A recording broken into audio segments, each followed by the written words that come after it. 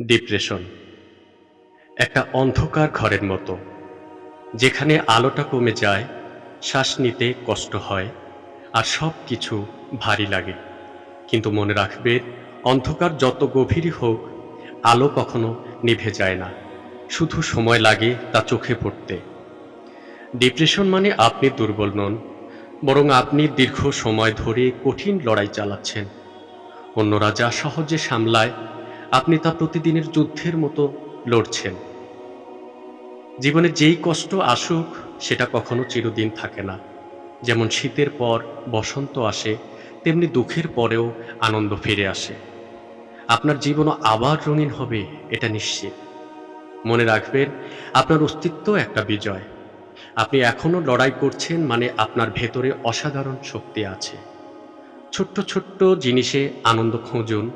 সূর্যের আলো, পাখির ডাক, প্রিয়জনের হাসি কিংবা নিজের নীরব সময়। এই ছোট্ট ছোট্ট মুহূর্তগুলোই ধীরে ধীরে মনকে আবার জীবনের পথে ফিরিয়ে আনে। আরেকটা কথা, সাহায্য চাইতে কখনো লজ্জা পাবেন না। যেমন অসুস্থ হলে ডাক্তার দেখাই, তেমনি মন খারাপ হলে কারো সাথে কথা বলা, থেরাপি দেওয়া বা প্রার্থনা করা, এসবই সাহসের কাজ। নিজেকে মনে করিয়ে দিন, আমি একা নই, আমি ভেঙে পড়িনি, আমি ওঠার জন্য থেমে আছি। আমার জীবনের গল্প এখনো শেষ হয়নি। যখন ডিপ্রেশনে মন ভেঙে পড়ে, মনে হয় সব কিছু শেষ, তখন সবচেয়ে বড় শক্তি হলো আল্লাহকে স্মরণ করা। কেন জানেন? কারণ মানুষ সীমিত, তার সান্ত্বনা সীমিত, তার প্রতিশ্রুতি ভঙ্গুর। কিন্তু আল্লাহর রহমত সীমাহীন, তাঁর প্রতিশ্রুতি চিরসত্য। ডিপ্রেশন মানুষকে নিঃসঙ্গ করে ফেলে। মনে হয় কেউ বুঝতে পারছে না, কেউ পাশে নেই। কিন্তু আল্লাহর বাণী বলছে, আমি তোমার শিরার চেয়েও নিকটে। তাহলে কিভাবে তুমি একা? কোরআনে আল্লাহ বলেন, স্মরণ রেখো, আল্লাহর স্মরণেই অন্তর শান্তি পায়। যখন মন অস্থির হয়, তখন নামাজে দাঁড়াও। প্রথমে হয়তো মনোযোগ ধরে রাখতে পারবে না, কিন্তু আল্লাহর সামনে সিজদায় কেঁদে নাও। মনে যা আছে সব খুলে বলো। মানুষকে বলা যায় না, কারণ তারা বিচার করবে, কিন্তু আল্লাহ বিচার করেন না। তিনি শোনেন আর দয়া করেন।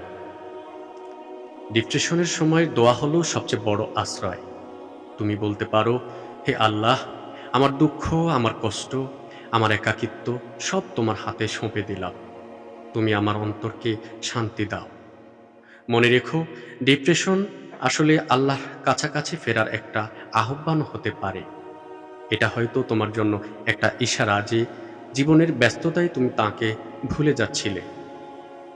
আল্লাহকে বেশি বেশি স্মরণ করো, কোরআন পড়ো, নামাজে মন দাও, দোয়া করো। বিশ্বাস করো, যত ভারী হোক মন, আল্লাহর রহমত সেই ভারকে হালকা করে দেবে। যেমন রাত যত অন্ধকার হয়, ভোরের আলো তত উজ্জ্বল হয়, তেমনি ডিপ্রেশনের অন্ধকার ভেদ করেও আল্লাহর রহমতের আলো একদিন তোমার জীবনে আসবেই। তাই ডিপ্রেশনে ডুবে যেও না, বরং সিজদায় পড়ে বলো, হে আল্লাহ, তুমি ছাড়া আমার আর কেউ নেই।